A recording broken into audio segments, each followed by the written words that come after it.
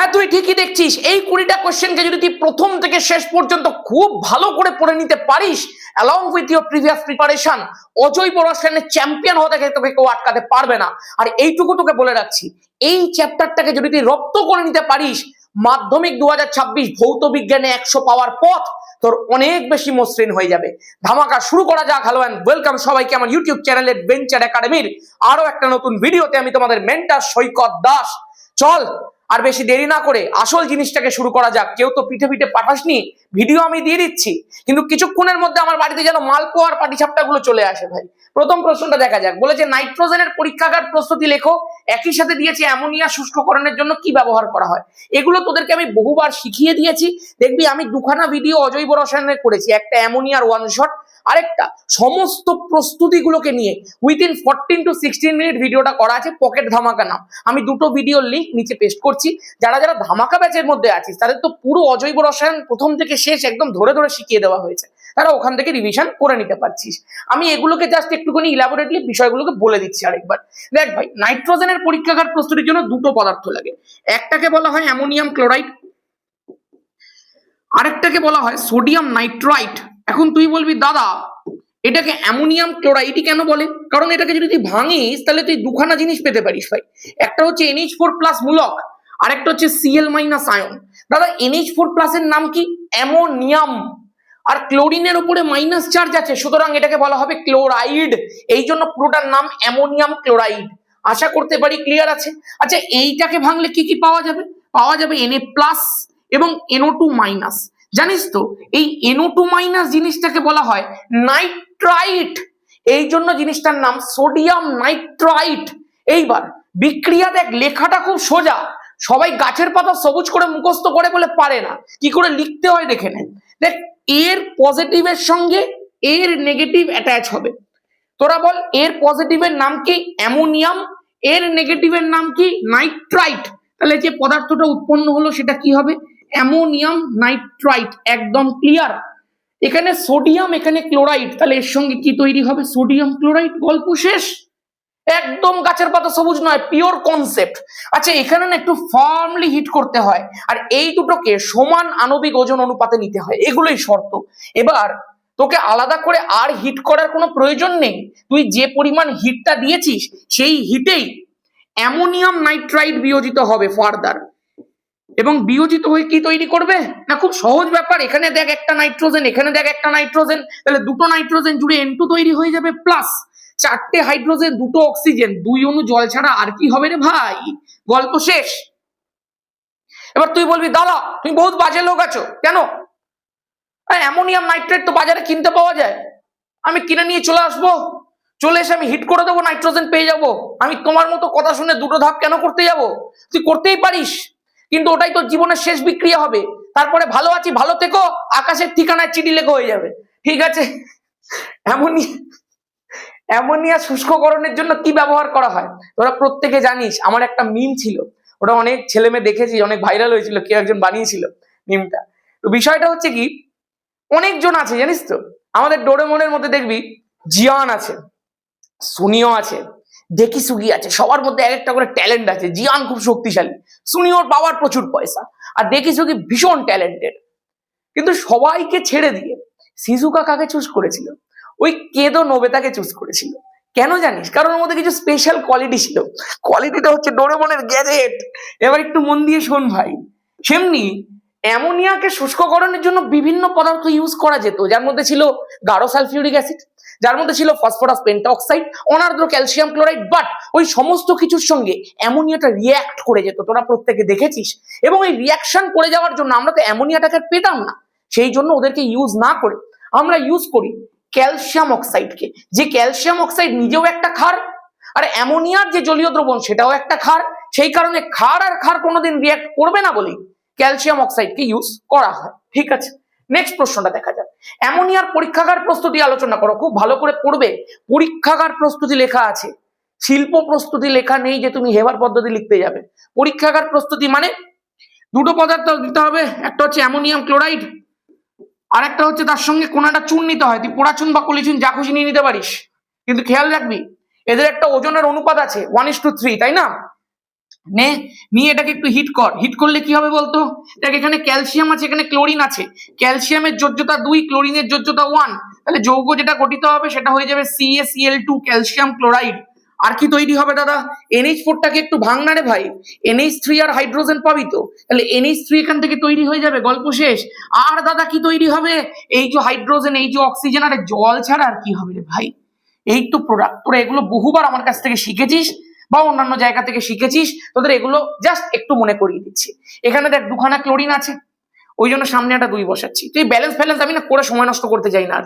দুটো নাইট্রোজেন, এগুলো অনেকবার করে করিয়েছি, বেকার টাইমটা লেন্দি হয়ে যাবে অনেক। আচ্ছা হাইড্রোজেন মিলে গেছে তো? অক্সিজেন কটা আছে বল?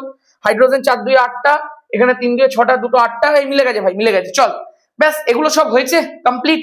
আচ্ছা এই পদ্ধতির উৎপন্ন অ্যামোনিয়াকে কিভাবে সংগ্রহ করতে হয়? উল্টানো গ্যাস জারের মধ্যে সংগ্রহ করতে হয়, তাই না? কারণ অ্যামোনিয়াটা বায়ু অপেক্ষা খুব হালকা হয়, ওই জন্য গ্যাস জারটাকে উল্টে সংগ্রহ করবো, অ্যামোনিয়াটা ভেতরে ঢুকে যাবে। তারপরে পদ্ধতিটার নাম কি? যে পদ্ধতিতে সংগ্রহ করতে হয়, বায়ুর নিম্ন অপসারণের মাধ্যমে বায়ুটাকে তলা থেকে বার করে দিতে হয়। এই গ্যাস জার আছে, এখান থেকে অ্যামোনিয়া ঢুকবে, অ্যামোনিয়াটা উপরে গিয়ে জমবে, আর তলা থেকে এয়ারটাকে বার করে দেবো। তাহলে এটা হয়ে গেল বায়ুর নিম্ন অপসারণের মাধ্যমে সংগ্রহ করা। অ্যামোনিয়ার বিজারণ ধর্ম, অথবা একই প্রশ্ন দিতে পারে, প্রমাণ করো অ্যামোনিয়ার মধ্যে নাইট্রোজেন বর্তমান। কিভাবে করতে হয় এখানে? খুব সহজ বিক্রিয়া। কিউপ্রিক অক্সাইড নিয়ে নে। দাদা এটাকে কিউপ্রিক অক্সাইড কেন বলে? কারণ এটাকে যদি তুই ভাঙিস তাহলে Cu2+ আর O2- পাওয়া যাবে। Cu যেটা আছে, Cu এমন জাতের মৌল যেটা 2 রকম যোজ্যতা দেখতে পাওয়া যায়, যার সন্ধিগত মৌল। তাহলে একটা হতে পারে Cu+, একটা হতে পারে Cu2+। Cu+ যেটা আছে ওটাকে বলা হয় দাদা কিউপ্রাস, আর Cu2+ যেটা রয়েছে ওটাকে বলা হয় কিউপ্রিক। তাহলে ওই জন্যই তো তোকে বললাম কিউপ্রিক অক্সাইড। আশা করতে পারি ক্লিয়ার আছে? তো কিউপ্রিক অক্সাইড যেটা হয় ওটা হয় আমাদের ভবিষ্যতের মতো একদম অন্ধকার। তারপরে এর সঙ্গে কি যুক্ত করে দিতে হবে বলো? অ্যামোনিয়া যুক্ত করে দিতে হয়, বা কিউপ্রিক অক্সাইডের উপর থেকে অ্যামোনিয়া চালনা করে দিতে হয়। তোকে এটাও বলতে পারিস। যখনই চালনা করবি তখন কি দেখতে পাবি জানিস? এই কিউপ্রিক অক্সাইডটা কপারে পরিণত হয়ে গেছে। বল কোন জায়গা থেকে যদি অক্সিজেন পালিয়ে যায় তাহলে তার কি ঘটেছে? বিজারণ ঘটেছে ভাই, বিজারণ ঘটেছে। তাহলে এর ঘটেছে বিজারণ।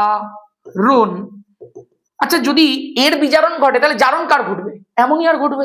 অ্যামোনিয়া যদি জারিত হয় তাহলে কি উৎপন্ন করবে? নাইট্রোজেন উৎপন্ন করবে। হাইড্রোজেন থেকে নাইট্রোজেনটা আলাদা হয়ে গেল, হাইড্রোজেন থেকে আলাদা হয়ে গেল, মানে তো জারণ ঘটে গেছে।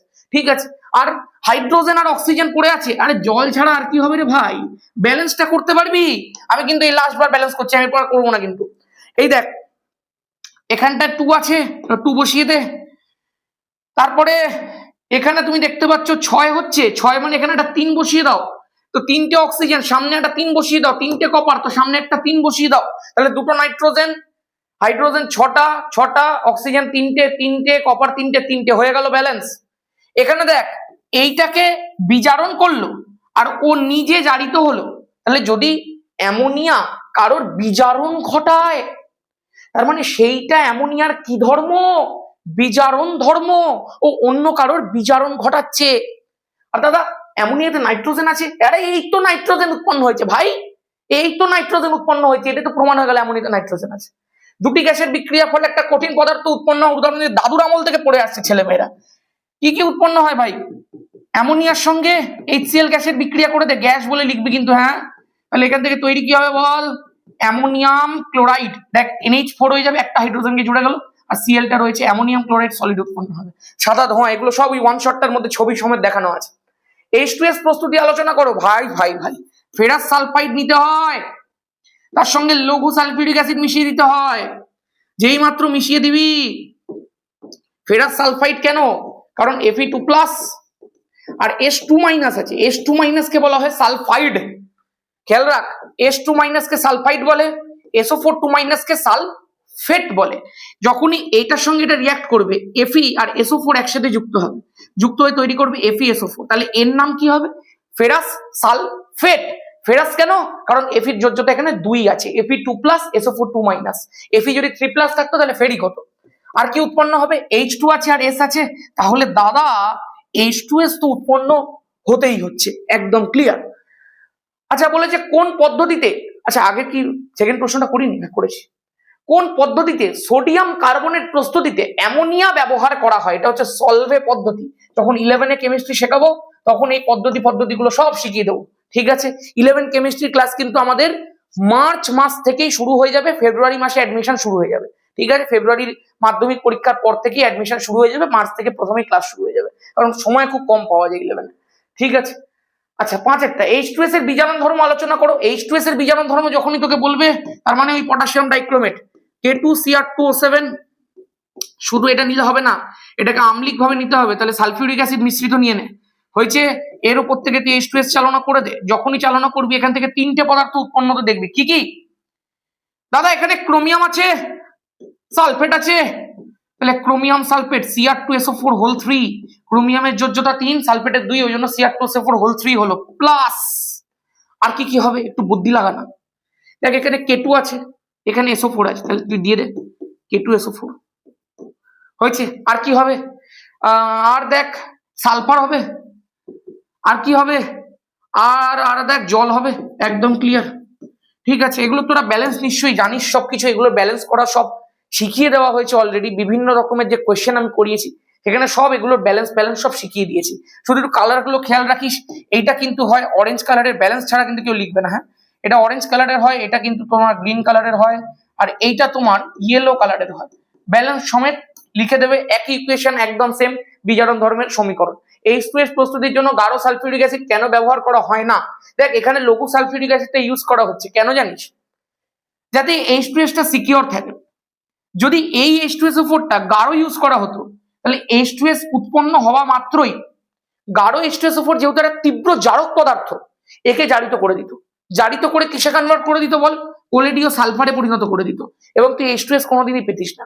সেই জন্য যাতে জারিত হওয়ার হাত থেকে বাঁচিয়ে দেওয়া যায়, ওই জন্য লঘু সালফিউরিক অ্যাসিড ইউজ করা হয়। একদম ক্লিয়ার আছে আশা করবো। এগুলো বহুবার তোরা পড়েছিস, আমি কুইক রিক্যাপ করাচ্ছি একটা, কারণ এই ভিডিওগুলো অনেকে পরীক্ষার আগের দিনও দেখবে, ওই জন্য বেশি টাইম নেওয়া যাবে না। প্রমাণ করো অ্যামোনিয়াতে হাইড্রোজেন বর্তমান। খুব ভালো প্রশ্ন, এই প্রশ্নটা আমি খুব একটা করাই। দেখো, উত্তপ্ত সোডিয়ামের উপর থেকে তুমি অ্যামোনিয়া চালনা করে দাও। উত্তপ্ত বলতে দাদা কতটা? ওই 300 ডিগ্রি সেন্টিগ্রেড। যখনই চালনা করবে তুমি দেখতে পাবে সোডিয়াম আর অ্যামোনিয়া রিয়াক্ট করে সোডিয়াম অ্যামাইড বা সোডামাইড বলে একটা পদার্থ উৎপন্ন করবে, NaNH2, আর এর সঙ্গে উৎপন্ন হয়ে যাবে হাইড্রোজেন গ্যাস। এই যে হাইড্রোজেন গ্যাসটা তৈরি হলো, এটাই প্রমাণ করে যে অ্যামোনিয়াতে হাইড্রোজেন বর্তমান। আর এই যে পদার্থটা উৎপন্ন হলো, নামটা লিখে দিই, নামটা হচ্ছে সোডামাইড। ঠিক আছে, ব্যালেন্সটা নিজেরা করবে, কিন্তু প্রত্যেকটা জিনিসের ব্যালেন্স করবে। স্পর্শ পদ্ধতিতে সরাসরি SO3 সঙ্গে জল মেশানো হয় না কেন?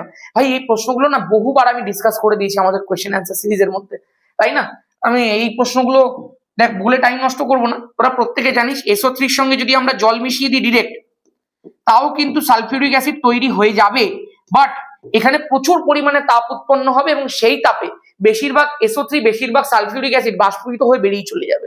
যার ফলে আর তুই সালফিউরিক অ্যাসিড ভবিষ্যতে পাবি না, যেটুকু তৈরি হয়েছিল সেইটাও বাষ্পীভূত হয়ে বেরিয়ে চলে গেছে। তার ফলে পুরো প্রক্রিয়াটা ব্যাঘাত ঘটে গেল, টাকা পয়সা সব নষ্ট হয়ে গেল। সেই জন্য এটা রিস্ক না নিয়ে প্রথমে ওলিয়াম তৈরি করা হয়, তারপরে জল মেশানো হয়। ঠিক আছে, অসওয়াল্ড পদ্ধতিতে নাইট্রিক অ্যাসিডের প্রস্তুতি ব্যাখ্যা করো। কি প্রথম পদ্ধতি কি ছিল? অ্যামোনিয়ার অনুঘটকীয় জারণ, অ্যামোনিয়ার সাথে অক্সিজেনের বিক্রিয়া করিয়ে দিতে হচ্ছিল প্রথম স্টেপে। এখানে একটা ডবল সাইডেড অ্যারো, এখানে কি দিতে হচ্ছিল অনুঘটক? প্ল্যাটিনাম রোডিয়াম অনুঘটক দিয়ে দিতে হচ্ছিল তার জালি, তাই না? 7 থেকে 8 ATM, অনেকের বইতে 5 থেকে 6 লেখা থাকে। কোনো চাপ নেই ভাই, যেটা লেখা থাকবে সেটা লিখবি। আমি কেন মনে রাখি এইভাবে? 7 থেকে 8, 700 থেকে 800, এইভাবে আমার মনে রাখতে সুবিধা হয় বলে। ঠিক আছে, এখন যদিও সবই মনে থাকছে, অনেকদিন ধরে করি অভ্যাস হয়ে গেছে। N আর O যুক্ত হয়ে NO হয়ে গেছে, প্লাস হাইড্রোজেন যখন উৎপন্ন হয়েছে তাহলে এখানে জল হবে, কারণ হাইড্রোজেন আর অক্সিজেন আছে, তাই জল উৎপন্ন হবে। এর সঙ্গে ওই মোটামুটি 21.5 কিলো ক্যালোরি মতো তাপ শক্তি উৎপন্ন হয়। একবার এটাকে চেক করে নিবি ভ্যালুটাকে, এটাই হবে। বিভিন্ন বইতে বিভিন্ন রকম লেখা থাকে, তো সেই একবার চেক করতে বললাম। এবার এখানে একটা ব্যালেন্স আছে, জানিস তো? এই ব্যালেন্সটা আমি যতবার এটা করিয়েছি ততবার শিখিয়েছি। নিচে কমেন্ট সেকশনের মধ্যে এটার ব্যালেন্সটা লেখো তো, যেটা আমি শিখিয়েছিলাম যে প্রসেসটা, সেই প্রসেসটা জাস্ট লেখো। যে আমি পরপর 4টে সংখ্যা বলতাম, ওই 4টে সংখ্যা পরপর লেখো দেখি। নেক্সট, মেলামাইন প্রস্তুতির জন্য কোন যৌগ ইউজ করা হয়? মেলামাইন তোরা ক্লাস 12 এর কেমিস্ট্রিতে পড়বি। ইউরিয়ার মাধ্যমে এটাকে উৎপন্ন করা হয়। নেক্সট, কপার সালফেট দ্রবণের কপার সালফেট দ্রবণে অ্যামোনিয়ার জলীয় দ্রবণ যোগ করলে কি ঘটে? ভাই ভালো প্রশ্ন। এই যে প্রত্যেকটা প্রশ্ন আছে না, এগুলো বিভিন্ন টেস্ট পেপার ঘেটে ঘেটে দেওয়া হয়েছে। মানে এটা কোনো একটা স্পেসিফিক টেস্ট পেপার থেকে নেওয়া হয়নি, এবিটিএ নেওয়া হয়েছে, ডাব্লিউবিএইচ এ নেওয়া হয়েছে, ডাব্লিউবিটিএ নেওয়া হয়েছে, পর্ষদও নেওয়া হয়েছে। যদিও 3টে টেস্ট পেপার ঘাটার পরে আমি যা দেখতে পেয়েছি পর্ষদের সব প্রশ্ন কভার হয়ে গেছে, পর্ষদ থেকে নতুন কিছু আমি মনে হয় পাইনি। হ্যাঁ, স্মেলিং সল্ট বলে একটা প্রশ্ন মেবি পেয়েছিলাম, যদিও ওটা এবিটিএ তেও ছিল। ব্যাস এগুলো সব প্রশ্নই দেখ, এইগুলো 4টে টেস্ট পেপার থেকে মেনলি দেওয়া। ঠিক আছে, তো এই যে কপার সালফেটের দ্রবণে অ্যামোনিয়ার জলীয় দ্রবণ যোগ করলে কি হবে, প্রথম যেটা হবে, এগুলো সব করিয়ে দেওয়া প্রশ্ন, ওয়ান শটের মধ্যেও রয়েছে। প্রথমে তুই দেখতে পাবি বেসিক কপার সালফেটের, এই যে কপার সালফেট আছে, অ্যামোনিয়া দিচ্ছিস, তাহলে basic copper sulphate CuSO4 CuOH এর হোল টুয়াইস, এই বেসিক কপার সালফেটের একটা হোয়াইট প্রেসিপিটেট পড়বে, সাদা রঙের একটা পদক্ষেপ পড়বে।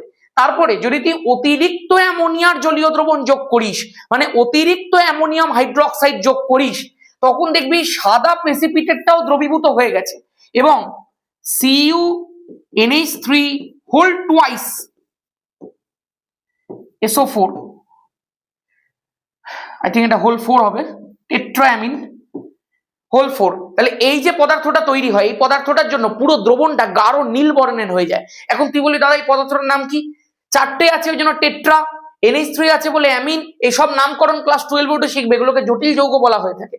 তাহলে কি নাম? Tetraammine copper sulphate. এটা কপার সালফেট আছে, 4টে NH3 আছে বলে টেট্রাঅ্যামিন। তাহলে টেট্রাঅ্যামিন কপার সালফেট দ্রবণটা উৎপন্ন হয় এবং এইটা উৎপন্ন হওয়ার জন্য পুরো দ্রবণটা গাঢ় নীল বর্ণের হয়ে যায়। তাহলে দুটো স্টেপ দেখালাম, প্রথম স্টেপের মধ্যে এইটা উৎপন্ন হচ্ছে বেসিক কপার সালফেট, ওই জন্য একটা হোয়াইট প্রেসিপিটেট করছে। তারপরে যদি অতিরিক্ত, এটা হচ্ছে অল্প পরিমাণে যোগ করলে হয়, যদি অতিরিক্ত যোগ করে দেওয়া হয় তাহলে টেট্রাঅ্যামিন কপার সালফেট উৎপন্ন হবে এবং পুরো গাঢ় নীল হয়ে যাবে দ্রবণটা। এগুলো সব ছবি সমেত নিচে দেখানো আছে, দেখবে ওই লিঙ্ক গুলোর মধ্যে। বলছে লাভলাং পদ্ধতিতে সল্ট কেক বা সোডিয়াম সালফেট Na2SO4 প্রস্তুতির সময় উপজাত পদার্থ রূপে কি পাওয়া যায়? HCl পাওয়া যায়। একদম। চলো নেক্সট, যে রেকর্ড হচ্ছে কিনা একটু দেখে নি।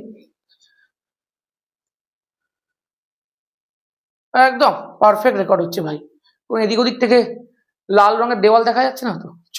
একদম। H2S এর শনাক্তকরণ বিক্রিয়া লেখো। আরে শনাক্তকরণের জন্য সদ্য প্রস্তুত সোডিয়াম নাইট্রোপ্রোসাইড আছে তো রে ভাই। সোডিয়াম নাইট্রোপ্রোসাইড মানে Na2FeCN হোল 5NO, এই যে পদার্থটা রয়েছে এটার নাম হচ্ছে সোডিয়াম নাইট্রোপ্রোসাইড। এইটাকে কিন্তু তৈরি করে আগে থেকে রেখে দিলে হবে না, এটাকে সদ্য প্রস্তুত তোমাকে করতে হবে এবং এই সদ্য প্রস্তুত সোডিয়াম নাইট্রোপ্রোসাইডের মধ্যে দিয়ে H2S গ্যাসকে চালনা করতে হবে। H2S গ্যাস একটা সোডিয়ামের যৌগ তৈরি করবে এবং এর সাথে জুড়ে গিয়ে একটা পদার্থ উৎপন্ন করবে, সেটার নাম হচ্ছে Na4FeCN হোল 5NOS। এই যে পদার্থটা তৈরি করলো, এই পদার্থটার কালার হচ্ছে ভায়োলেট এবং এই বেগুনি বর্ণের জটিল যৌগটা তৈরির জন্যই তুমি বুঝতে পেরে যাবে যে তোমার মিডিয়ামের মধ্যে যেটা তুমি সাপ্লাই করেছিলে সেটা H2S ছিল। এটাই ব্যাপার, H2S সাপ্লাই করলেই এই বেগুনি কালারটা তৈরি হবে এবং বেগুনি কালারটা তৈরি হওয়া মাত্রই তুমি বুঝতে পেরে যাবে যে হ্যাঁ সত্যি আমি যেটা সাপ্লাই করেছিলাম সেটা H2S ছিল। স্পর্শ পদ্ধতিতে বিশুদ্ধ ধূলিকণা মুক্ত, এগুলো ভাই বহুবার করিয়ে দেওয়া হয়েছে, নিচে কমেন্ট করে। এইটা ভালো প্রশ্ন, চিলি সল্ট পিটার কি? সোডিয়াম নাইট্রেটকে চিলি সল্ট পিটার বলা হয়ে থাকে, NaNO3। নেক্সট, আচ্ছা আমাকে একটুখানি নিচে কমেন্ট করে জানো তো নাইটার কাকে বলে? নাইটার, লাইটার নয় কিন্তু, নাইটার। বলছে অ্যামোনিয়ার শনাক্তকরণ পদ্ধতি আলোচনা করো। ভাই ভাই ভাই, একটা পদার্থ আছে সেটা হচ্ছে K2HgI4, এটার নাম হচ্ছে পটাশিয়াম মার্কিউরিক আয়োডাইড। এর ক্ষারীয় দ্রবণকে, শুধু এটা নিলে হবে না, এর ক্ষারীয় দ্রবণকে নেসলার বিকারক বলা হয়ে থাকে এবং সেই নেসলার বিকারকের সঙ্গে যখন অ্যামোনিয়ার রিয়াকশন করানো হয় তখন একটা তামাটে বাদামি কালারের একটা পদক্ষেপ তৈরি হয়, তামাটে বাদামি। এবং এই তামাটে বাদামি কালারটা দেখে শনাক্ত করা যায় যে নিশ্চয়ই যার সঙ্গে তুই এটা রিয়াক্ট করেছিলি সেটা অ্যামোনিয়া ছিল। ঠিক আছে, দেখবি আমাদের নোটসটা রয়েছে, যেটা ধামাকা ব্যাচের স্টুডেন্ট আছে তাদেরকে বলছি, ওই নোটসটার মধ্যে দেখবি ওটা সংকেত লেখা রয়েছে। ঠিক আছে, আচ্ছা আর বাকিতে দেখবি বই ফইয়ের মধ্যে তো এগুলো সংকেত থাকেই, সহায়িকা বইগুলোর মধ্যে। N2 আপেক্ষিক রাসায়নিক নিষ্ক্রিয়তার একটি কারণ উল্লেখ করো। ভাই কারণটা হচ্ছে N2 মধ্যে নাইট্রোজেন এবং নাইট্রোজেনের মধ্যে 3খানা বন্ড থাকে, ওই 3টে বন্ডের উপস্থিতির জন্য এদের মধ্যেকার যে আভ্যন্তরীণ স্ট্রেংথ, যে নাইট্রোজেনের মধ্যেকার বন্ধন স্ট্রেংথ, সেটা অনেক বেশি হয়, এই জন্য এটা রাসায়নিকভাবে অনেকটা নিষ্ক্রিয় হয়ে পড়ে। ঠিক আছে, নেক্সট, লাইকার অ্যামোনিয়া তরল অ্যামোনিয়ার মধ্যে একটি পার্থক্য লেখো। লাইকার অ্যামোনিয়া মানে কি? 0.88 আপেক্ষিক গুরুত্ব বিশিষ্ট অ্যামোনিয়ার গাঢ় জলীয় দ্রবণকে লাইকার অ্যামোনিয়া বলা হয়, যার মধ্যে 35% অ্যামোনিয়া থাকে। মনে আছে সংজ্ঞাটা? একদম ক্লিয়ার। দাদা জলীয় দ্রবণ বলে দিয়েছে মানে NH3 প্লাস ওয়াটার যদি জলীয় দ্রবণ করি উৎপন্ন হবে NH4OH, যেটাকে ভাঙলে পাবো NH4 প্লাস আর OH মাইনাস। মানে দাদা অ্যামোনিয়ার জলীয় দ্রবণ ভাঙলে NH4 প্লাস OH মাইনাস, মানে ওই OH মাইনাসটা উৎপন্ন হচ্ছে বলে অ্যামোনিয়ার জলীয় দ্রবণটা অ্যাকচুয়ালি ক্ষারধর্মী হয়। এবং তুই চিন্তা কর, তার মানে লাইকার অ্যামোনিয়াটা ইটসেলফ যেহেতু অ্যামোনিয়ার জলীয় দ্রবণ, তাহলে লাইকার অ্যামোনিয়াটাও ক্ষারধর্মী। একদম ক্লিয়ার। কিন্তু তরল অ্যামোনিয়াটা কি? অ্যামোনিয়া গ্যাস আছে যেটাকে প্রেসার দিয়ে তরলে পরিণত করা হচ্ছে, ওখানে কিন্তু কোনো জল থাকছে না, ওখানে অ্যামোনিয়া রূপেই থাকছে, জাস্ট অ্যামোনিয়া লিকুইড হয়ে যাচ্ছে। ওই জন্য অ্যামোনিয়ার সাথে যেহেতু জল নেই, জল না থাকলে OH মাইনাসও নেই, সুতরাং তরল অ্যামোনিয়া ক্ষারধর্মী নয়। ঠিক আছে। লাইকার অ্যামোনিয়ার বোতল খোলার সময় ঠান্ডা করে খুলতে হয় কেন? বহুবার শিখিয়ে দিয়েছিলাম যে লাইকার অ্যামোনিয়াকে যদি তুই নর্মাল টেম্পারেচারে রেখে দিস তাহলে দেখবি এই যে তরল থাকে না তার সঙ্গে একটুখানি গ্যাসীয় অবস্থাতে সেটা থাকে, মানে তরল থেকে একটু বাষ্পীভূত হয়ে বোতলের মধ্যে একটা চাপ সৃষ্টি করে, যেই মাত্র তুই বোতলটা খুলবি ফুস করে এই জিনিসটা বেরোবে এবং তোর চোখের মধ্যে লেগে চোখটাকে নষ্ট করে দিতে পারে। ওই জন্য সবসময় ঠান্ডা করে খুলবে, ঠান্ডা করলে ওই গ্যাসীয় অবস্থায় থাকা অ্যামোনিয়াটা তরলের মধ্যে দ্রবীভূত হয়ে যাবে, ফলে চাপটা সৃষ্টি হবে না। 100% SO3 দ্রবীভূত ঘন সালফিউরিক অ্যাসিডকে কি বলা হয়? কমেন্ট করো নিচে। যাই হোক আমি বলে দিচ্ছি, না তো বলে পরে দাদা বলেনি। 100% যখন বলে দিয়েছে তখন এটাকে বলা হবে সালফান। খুব ইম্পর্টেন্ট প্রশ্ন এটা। আর যদি বলতো 98% কি অ্যান্সার হতো? এটা কমেন্ট করো। ফোয়ারা পরীক্ষার মাধ্যমে কি প্রমাণিত হয়েছিল?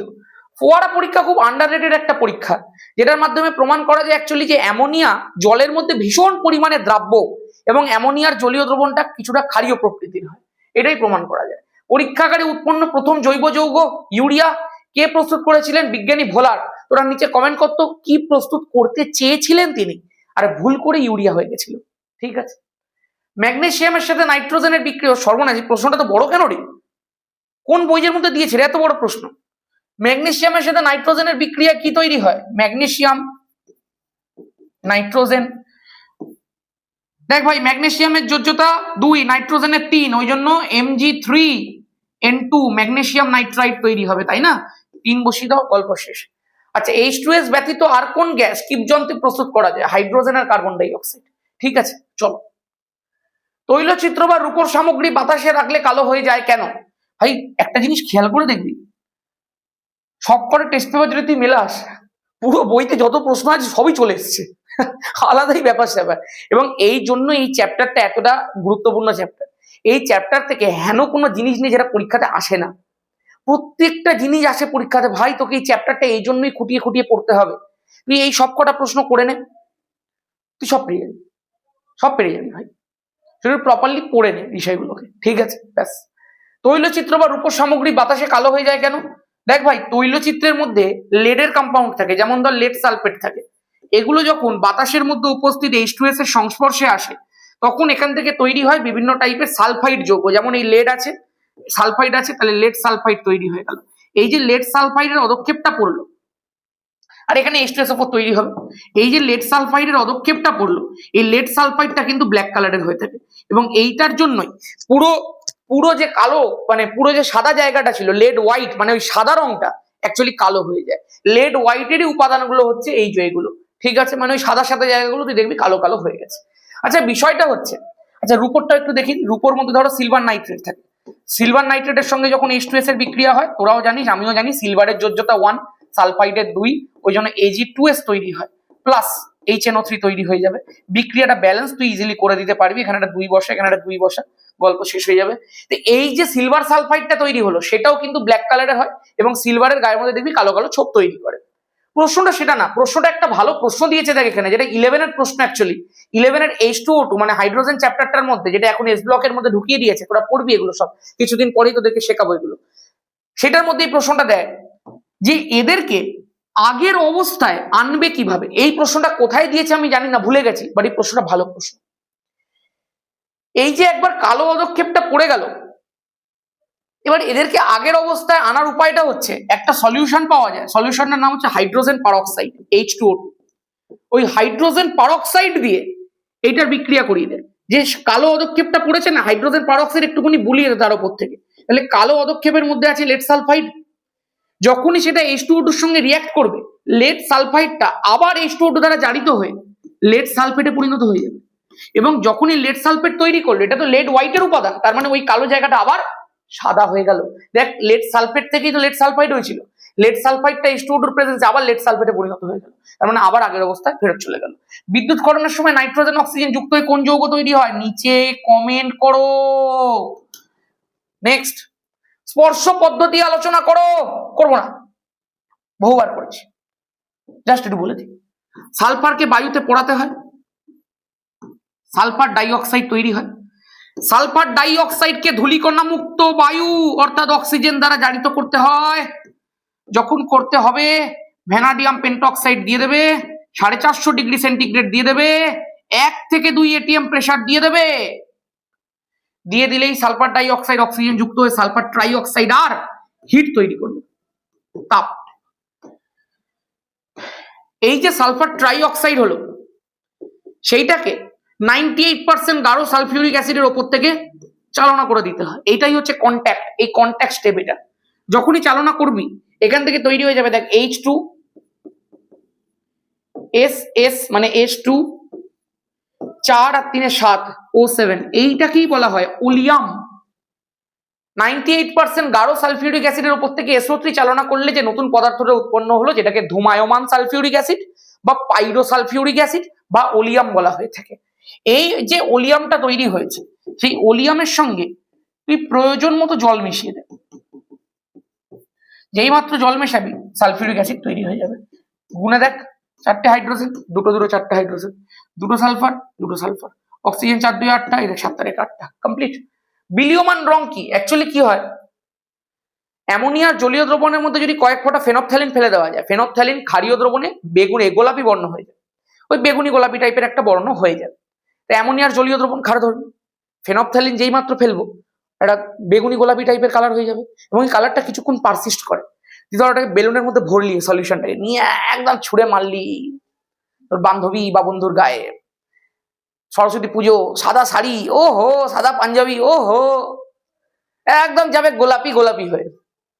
তোকে তো এত জুতো খুলে চট থাপ্পড় মারতে আসবে, তুই একটু দৌড়াবি, ওই মোটামুটি 5 মিনিট মতো যদি ধরা না পড়িস, তাহলে দেখবি অটোমেটিক্যালি ওই গোলাপি বর্ণটা ভ্যানিশ হয়ে যাবে।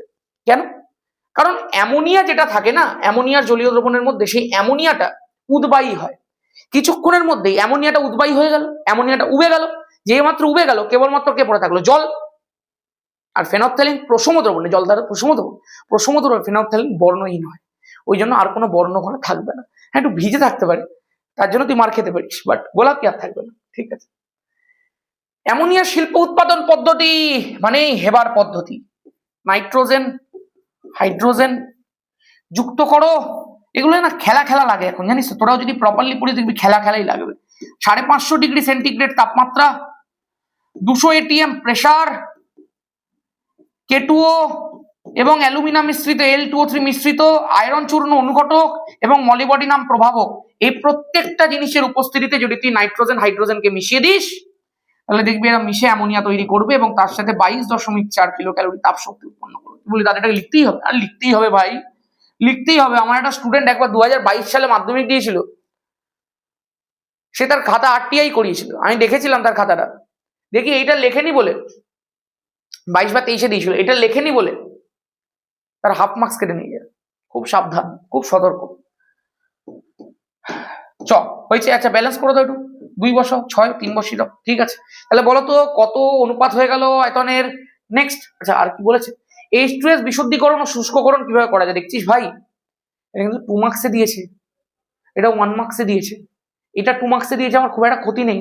এইটা 1 মার্কসে দিয়েছে, আমার ক্ষতি আছে একটু। কারণ H2S বিশুদ্ধীকরণ আর শুষ্ককরণ আমি ধামাকা ব্যাচের মধ্যে যখন শিখিয়েছি, আমি একটা গোটা ফ্লো চার্ট করে শিখিয়েছি, এবং 1 মার্কসের জন্য অনেকে ফ্লো চার্টটা হয়তো দেখাবে না, বাট আমি তোকে বলবো জাস্ট একটু পয়েন্ট করে করে 3টে পয়েন্ট লিখে ফ্লো চার্টটা দেখিয়ে দিবি। ঠিক আছে? ফ্লো চার্টটা কিন্তু খুব দরকার। কি হয় আমি তোদেরকে একটু বলে দিই। যখন H2S টা তৈরি হয় তার মধ্যে তিনটে পদার্থ মিশে থাকে। আমি ফ্লোচার্টটা দেখাচ্ছি না, জাস্ট একটু ছোট করে বিষয়টা বলে দিচ্ছি। তিনটে পদার্থ মিশে থাকে, একটা হচ্ছে অ্যাসিড বাষ্প, একটা হচ্ছে জলীয় বাষ্প, আর একটা হচ্ছে হাইড্রোজেন গ্যাস। প্রথম স্টেপের মধ্যে অ্যাসিড বাষ্পটাকে দূর করতে হয়, তার জন্য সোডিয়াম হাইড্রোজেন সালফাইডের মধ্যে দিয়ে পুরোটাকে চালনা করে দিতে হয়, পুরো সলিউশনটাকে। তাহলে সোডিয়াম হাইড্রোজেন সালফাইডের মধ্যে দিয়ে চালনা করার সময় অ্যাসিড বাষ্পটা চলে যাবে। সেকেন্ড, এটাকে একটা P2O5 পূর্ণ ইউ আকৃতির কাঁচের নলের মধ্যে দিয়ে চালনা করে দিতে হয়, তাহলে জলীয় বাষ্পটা ওই P2O5 দ্বারা শোষিত হয়ে যাবে। তাহলে H2S কে শুষ্ককরণের জন্য কাকে ইউজ করা হয়? P2O5। আর তারপরে থার্ড স্টেপে শুষ্ক বরফ দিয়ে এটাকে ঠান্ডা করতে হয়। শুষ্ক বরফ দিয়ে ঠান্ডা করলেই এই দুটোর মধ্যে এইটা বাষ্পীভূত হয়ে গ্যাস আকারে বেরিয়ে চলে যাবে, আর এইটা তরল হয়ে যাবে, লিকুইড হয়ে যাবে। তারপরে এটাকে হিট করে গ্যাস করে নেয়, পেয়ে যাবি। বইয়ের মধ্যে দেখবি পুরো প্রসেসটা লিখে দেওয়া আছে, ভালো করে প্রসেসটাকে পড়বি। আমি তোকে জাস্ট একটা ওভারভিউ দিয়ে দিলাম, যেহেতু এটা একদম লাস্ট মিনিট প্রিপারেশন হচ্ছে। এখন আমি আশা করতেই পারি তুই সব পড়ে ফেলেছিস, তোকে শুধু আমি একবার রিভাইজ করে মনে করাচ্ছি। এটা কিন্তু তোকে আমি পড়াচ্ছি না ভাই, তোকে জাস্ট একবার রিক্যাপ করিয়ে দিচ্ছি, কারণ আমার মাধ্যমিক 20 দিনও বাকি নেই। একবার দেখবো রেকর্ডিংটা পারফেক্ট হচ্ছে কিনা, তো আমি আর 10 দিনও বাকি নেই। হ্যাঁ একদম পারফেক্ট হচ্ছে ভাই, বেশি টাইমও লাগেনি। খুব এইগুলোই ভালো, 30-40 মিনিটের মধ্যে শেষ করে দেওয়া ভালো, বেশি বড় ভিডিও দেখে লাভ নেই। ইউরিয়া শিল্প উৎপাদন পদ্ধতি শর্ত সমীকরণ সহ আলোচনা করো। বহুবার শিখিয়েছি ভাই। অ্যামোনিয়ার সাথে কার্বন ডাই অক্সাইড, প্রথম স্টেপ 150 ATM প্রেসার দিতে হয়, 200 থেকে 210 ডিগ্রি সেন্টিগ্রেড তাপমাত্রা দিয়ে দিতে হয়, তাই না? এবং তোদেরকে আমি শিখিয়েছিলাম এখানে 2 আয়তন অ্যামোনিয়ার 1 আয়তন কার্বন ডাই অক্সাইড নিতে হয়। প্রথমে একটা অ্যামোনিয়া থেকে একটা হাইড্রোজেন কমা, হয়ে গেল NH2। তারপরে মধ্যখানে CO জুড়ে দে, CO2 টা জুড়ে দে। তারপরে একটা যে হাইড্রোজেন কমই ছিল ওটা আরেকটার মধ্যে জুড়ে দে, তাহলে NH3 ছিল NH4 হয়ে গেল। বুঝতে পারলি রে ভাই? বহুবার শিখিয়েছি। প্রথমে একটা NH3 থেকে, দুটো NH3 আছে তো, একটা NH3 থেকে একটা হাইড্রোজেন কমা, দেখ NH2 হয়ে গেছে। CO2 টা লিখে দে। তারপরে যে হাইড্রোজেনটা কমালি সেটা আরেকটা NH3 এর মধ্যে জুড়ে দে, দেখ NH4 হয়ে গেছে। এটাকে বলে অ্যামোনিয়াম কার্বামেট। এই অ্যামোনিয়াম কার্বামেট যেটা তৈরি হয়েছে সেটাকে একটু হিট কর, তাহলে দেখ এখান থেকে তৈরি হয়ে যাবে, এখান থেকে একটা অক্সিজেন বেরিয়ে যাবে, এখান থেকে দুটো হাইড্রোজেন বেরিয়ে যাবে, তাহলে হয়ে গেল NH2 CO NH2 এবং তার সঙ্গে ওয়াটার হয়েছে। স্মেলিং সল্ট কি? স্মেলিং সল্ট হচ্ছে সংজ্ঞাহীন ব্যক্তির সংজ্ঞা ফেরানোর জন্য অ্যামোনিয়াম কার্বনেট এবং ক্যালসিয়াম হাইড্রোক্সাইডের একটা মিক্সচার ইউজ করা হয়। এই অ্যামোনিয়াম কার্বনেট আর ক্যালসিয়াম হাইড্রোক্সাইডের মিক্সচারটাকে স্পেলিং সল্ট বলা হয়। কি কাজ বললাম? সংজ্ঞাহীন ব্যক্তির, মানে অজ্ঞান হয়ে গেছে, তার জ্ঞান ফেরানোর জন্য ইউজ করা হয়। নাইট্রোজেন গঠিত জৈব অজৈব সারের নাম লেখো। নাইট্রোলিম কি? এই প্রশ্ন আর করাবো না। ক্যালসিয়াম সায়ানামাইড এবং কার্বনের ধূসর বাদামি বর্ণের মিশ্রণ জমিতে সার হিসেবে ইউজ করা হয়। এই প্রশ্নটা আমি কিছুদিন আগে একটা জায়গার মধ্যে দিয়েছিলাম, কি বেশ একটা প্রশ্ন হিসেবে এটা দিয়েছিলাম, তাই না? মনে পড়ছে না আমার, কিসের একটা বেশ প্রশ্ন, কিছু একটা বেশ প্রশ্ন এখানে আমি দিয়েছিলাম, এই নাইট্রোলিম অ্যান্সার হয়েছিল। তোরা একটু মনে করো তোমাকে কমেন্ট সেকশনে। আমি বলেছিলাম এটা কিন্তু ম্যাসিভ একটা ফাটাফাটি ফ্যান্টাস্টিক কোয়েশ্চেন হতে পারে নাইট্রোলিম থেকে এই বছরের জন্য। আর জৈব অজৈব সার তোরা জানিস, নিচে কমেন্ট কর। অ্যামোনিয়ার অনুঘটক জনিত জারণের বিক্রিয়া লেখো। আরে এই তো নাইট্রিক অ্যাসিডের প্রথম বিক্রিয়াটা, মনে আছে তো? নাইট্রিক অ্যাসিড তৈরির প্রথম বিক্রিয়াটা, যেখানে নাইট্রিক অক্সাইড তৈরি হলো। আচ্ছা আচ্ছা, আমার যতটুকু মনে পড়ছে আমি নাইট্রিক অ্যাসিডের বিক্রিয়াটা ওই নাইট্রিক অক্সাইড স্টেপটার মধ্যে রেখে দিয়ে পালিয়ে এলাম নাকি রে? এখন মনে পড়ছে বিষয়টা। এই হ্যাঁ তোরে অনুঘটকে জারণে রেখে দিয়ে পালিয়ে এসছি কেন রে? আচ্ছা দেখ, সেকেন্ড স্টেপের মধ্যে কি হয়, এই NO টা অক্সিজেন দ্বারা জারিত হয় এবং তৈরি করে NO2 nitrogen die oxide. Nitrogen die অক্সাইডটাকে তোকে আবার জলের সঙ্গে রিয়াক্ট করিয়ে দিতে হয়, এবং রিয়াক্ট করিয়ে দেওয়ার ফলে তৈরি হয়ে যায় নাইট্রিক অ্যাসিড, এবং তার সঙ্গে আবার NO ব্যাক করে, তাই না? এই যে নাইট্রিক অ্যাসিডটা তৈরি হয় সেটা 68% পিওর হয়। এটাকে বারবার গাঢ় সালফিউরিক অ্যাসিডের প্রেজেন্সে পাতন প্রক্রিয়ার মাধ্যমে পিউরিফাই করা হয় এবং আস্তে আস্তে আস্তে আস্তে প্রচুর গাঢ় হয়ে যায় এটা। আরে গল্প করতে করতে ফালতু বক্তব্য আমি না সব ভুলে গেছি এগুলো। জানিস আমি একটু বেশি বকি, পিঠে পাঠাচ্ছিস না, এতক্ষণে তো আমার বাড়িতে চলে আসার কথা। তোরা যতক্ষণে এতক্ষণ দেখে ফেলেছি, এতক্ষণে নিশ্চয়ই মালপোয়া আমি খাচ্ছি বাড়িতে বসে। কোথায় ছিলাম? হ্যাঁ, নেক্সট প্রশ্ন, H2S দ্রবীভূত জল দীর্ঘক্ষণ বায়ুতে রাখলে সেই জলটা ঘোলা হয়ে যায় কেন? অ্যাকচুয়ালি কি হয়, H2S দ্রবীভূত যে জল থাকে সেটা বায়ুর অক্সিজেনের সঙ্গে রিয়াক্ট করে, এবং যখনই অক্সিজেনের সাথে রিয়াক্ট করবে এটা তৈরি করে কোলেডিও সালফার, এবং তার সঙ্গে উৎপন্ন হয়ে যায় জল। 2 অণু জল পাওয়া যায়, 2টো অক্সিজেন, 4টে হাইড্রোজেন, 4টে হাইড্রোজেন, হ্যাঁ কমপ্লিট। 2 2 4 4 2 2 একদম। তাহলে এই যে সালফারটা তৈরি হলো, এই সালফারটাই কোলেডিও সালফার এবং এটা তৈরি হয় বলি দ্রবণটা ঘোলা হয়ে যায়। কিভাবে প্রমাণ করবে H2S একটা দ্বিক্ষারীয় অ্যাসিড? ভাই H2S এর সঙ্গে H2S অ্যাসিড মানে তার সঙ্গে ক্ষারের বিক্রিয়া করি দেয়, NaOH এর রিয়াকশন করি দেয়। প্রথম স্টেপের মধ্যে কি হয়, একটা সোডিয়াম একটা হাইড্রোজেনের পরিবর্তে ঢুকে পড়ে, তাহলে তৈরি করে দেয় সোডিয়াম একটা হাইড্রোজেন রেখে দে, একটা সালফাইড আছে তো সালফাইডটা রেখে দে, প্লাস এই যে হাইড্রোজেনটা বেরোলো সেটা ওইচটার সঙ্গে যুক্ত হয়ে তৈরি করে জল। তাহলে এই যে পদার্থটা তৈরি হলো, একটা সোডিয়াম গিয়ে ঢুকলো, হাইড্রোজেন রয়ে গেল, সালফাইডটা রয়ে গেল, সোডিয়াম হাইড্রোজেন সালফাইড, এইটা হয়ে যায় একটা লবণ। মানে এই লবণটার মধ্যে যেহেতু আম্লিক হাইড্রোজেন প্রেজেন্ট আছে, এটা হয়ে যায় একটা অ্যাসিডিক লবণ, অ্যাসিডিক সল্ট।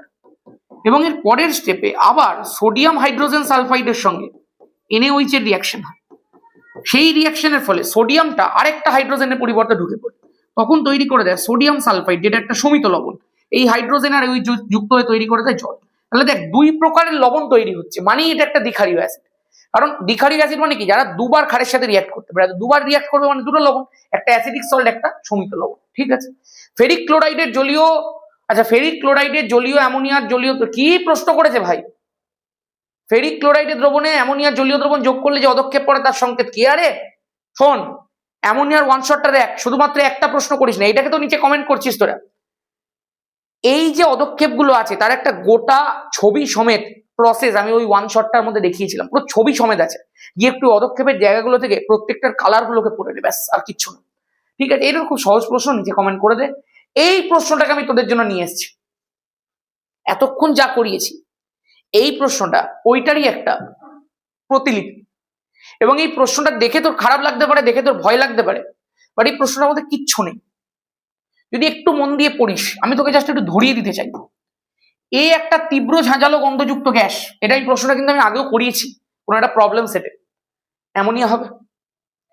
এর সঙ্গে সিইউ এর বিক্রিয়া একটু আগে করিয়েছি, গন্ধহীন গ্যাস বি, বুঝতেই পারছিস কি গ্যাস তৈরি হয়, কপার এবং জল একটু আগে শিখেছি, তাহলে গ্যাসটা কি? নাইট্রোজেন। আবার উত্তপ্ত অবস্থায় বি এর সঙ্গে ম্যাগনেসিয়ামের বিক্রিয়া, আরে একটু আগে তো শিখেছি নাইট্রোজেনের সাথে ম্যাগনেসিয়ামের বিক্রিয়া, ম্যাগনেসিয়াম নাইট্রাইড। আরে বুঝতে পারছিস তোরে ভাই, ওই জিনিসটাকে এখানটায় জাস্ট দেওয়া রয়েছে একটা প্রশ্নের আকারে, তোরা এটাকে দেখে ঘাবড়ে যেতে পারিস, বাট এটা তো অ্যাকচুয়ালি যা করিয়েছি ওটাই আছে। তাহলে এইটার একটুখানি A B R C point করে করে দেখি কমেন্ট সেকশনের মধ্যে লিখে ফেলো কোয়েশ্চেনের নাম্বার দিয়ে, একদম ক্লিয়ার। আচ্ছা চলো, আমি এখানে সব দেখলাম, লাভলাং পদ্ধতিটা দেখলাম না তো, লাভলাং পদ্ধতি কি আসেনি কোনো টেস্ট পেপারে? যাই হোক, লাভলাং পদ্ধতিটা কিন্তু একটু পড়ে রাখবি, হ্যাঁ লাভলাং পদ্ধতি কিন্তু পরীক্ষাতে আসতে পারে, এখানে কি ছিল না লাভলাং পদ্ধতি কোথাও মনে নেই, যাক ঠিক আছে কোনো ব্যাপার না। লাভলাং পদ্ধতিটা একটুখানি জাস্ট দেখে রাখবি পরীক্ষার জন্য, তাহলে হয়তো কোনো টেস্ট পেপার মধ্যে দেয়নি, বাট লাভলাং পদ্ধতি একটুখানি জাস্ট চোখ বুলিয়ে রাখিস। ঠিক আছে, মোটামুটি যা প্রশ্ন তোদেরকে করিয়ে দিয়েছি প্রত্যেকটা প্রশ্ন তুই ভালো করে রেডি করে না, তুই সব পেরে যাবি ভাই পরীক্ষায়। আচ্ছা আমাকে একটা উত্তর দে তো, অ্যামোনিয়াকে জলের নিম্ন অপসারণ দ্বারা কেন গ্যাস জারে সংগ্রহ করা হয় না? যদিও জানিস তোরা অ্যামোনিয়া জলে ভীষণ পরিমাণে দ্রাব্য বলে। বাকি আর কোনো প্রশ্ন আছে বলে আমার মনে পড়ছে না, সবই মোটামুটি করিয়ে দেওয়া হয়েছে, পুরো চ্যাপ্টারটাই দেখ কভার হয়ে গেছে প্রায় মোটামুটি। একটা প্রশ্ন আছে নাইট্রোজেন সংবন্ধন, নাইট্রোজেন সংবন্ধনটাও পরীক্ষাতে কোনো টেস্ট পেপারের মধ্যে দেয়নি, বাট আমি তোকে তাও একবার বলে দিচ্ছি। বিদ্যুৎকরণের সময় নাইট্রোজেন আর অক্সিজেন যুক্ত হয়ে তৈরি করে ওই মোটামুটি 3000 ডিগ্রি সেন্টিগ্রেড তাপমাত্রায় তৈরি করে নাইট্রিক অক্সাইড। এই নাইট্রিক অক্সাইডটা বায়ুর অক্সিজেনের প্রেজেন্সে জারিত হয়ে তৈরি করে nitrogen die oxide. Nitrogen die অক্সাইডটা একটা মিশ্র অ্যাসিড অ্যানাহাইড্রাইড, তোরা 11 ওটা শিখবি এটা, কারণ এটা যখন জলের সঙ্গে রিয়াক্ট করে তখন এটা দুই প্রকারের অ্যাসিড তৈরি করতে পারে, একটা হচ্ছে নাইট্রিক অ্যাসিড HNO3 আর একটা হচ্ছে নাইট্রাস অ্যাসিড HNO2। এই যে নাইট্রিক অ্যাসিড আর নাইট্রাস অ্যাসিড আছে, এগুলো যখন বৃষ্টির সঙ্গে মাটির মধ্যে ঝরে পড়ে তখন অম্ল বৃষ্টি রূপে যেরকম, তো মাটির মধ্যে গিয়ে দুই প্রকারের কম্পাউন্ড তৈরি করে, দুই প্রকারের লবণ তৈরি করে, একটাকে বলি আমরা সোডিয়াম নাইট্রেট, একটাকে আমরা বলি সোডিয়াম নাইট্রাইট। এবং এই যে লবণগুলো রয়েছে এগুলো মাটির মধ্যে থাকে এবং গাছ কৈশিক ক্রিয়ার মাধ্যমে এই লবণগুলোকে কিন্তু নিজের মধ্যে টেনে নেয়। এই লবণগুলো আলটিমেটলি কোথায় পৌঁছে গেল বল? গাছের মধ্যে পৌঁছে গেল। তো গাছের মধ্যে পৌঁছেছে মানে গাছের ফল নেবে, তো ফলের মধ্যে যে আমাদের মানুষের শরীরের মধ্যে আসবে। তাহলে আলটিমেটলি যে নাইট্রোজেনটাকে আমরা পেতে পারতাম না ডিরেক্টলি নিঃশ্বাসের মাধ্যমে, প্রশ্বাসের মাধ্যমে, সেই নাইট্রোজেনটাকে বিভিন্ন পথ ঘুরে nitric oxide, nitrogen dioxide, nitric acid, nitrous acid, sodium nitrate, sodium nitrite, তারপরে গাছের শরীরে, ফলের মধ্যে, তারপরে মানুষের মধ্যে দিয়ে আমাদের শরীরের মধ্যে নাইট্রোজেন ঢুকে পড়লো। এটাই হচ্ছে নাইট্রোজেন সংবন্ধনের পদ্ধতি। আশা করতে পারি প্রত্যেকটা জিনিস তোর কাছে ক্লিয়ার। সবাই খুব ভালো করে পড়তে থাক, খুব ভালো করে প্রিপারেশন কর, বাড়িতে সেলফ স্টাডি বেশি করে কর, রুটিন মেনটেন করে পড়াশোনা কর, যেগুলো যেগুলো এখনো বাকি আছে সেগুলো সবার আগে পড়তে থাক, প্রচুর পরিমাণে সেলফ স্টাডি কর। এই সময় একদম বই ছেড়ে উঠিস না। কোনো কিছু যদি বন্ধু বান্ধব, অতিরিক্ত বন্ধু বান্ধব কিছু থেকে থাকে, একটু কিছুদিনের জন্য হয়ে যায় ভাই, একটু অপেক্ষা করে দিতে বল। এখন আর বেশি কিছু নয়, শুধুমাত্র পড়তে থাক, ঠিক আছে? সবাই খুব ভালো থাকিস, সুস্থ থাকিস। জয় ধামাকা।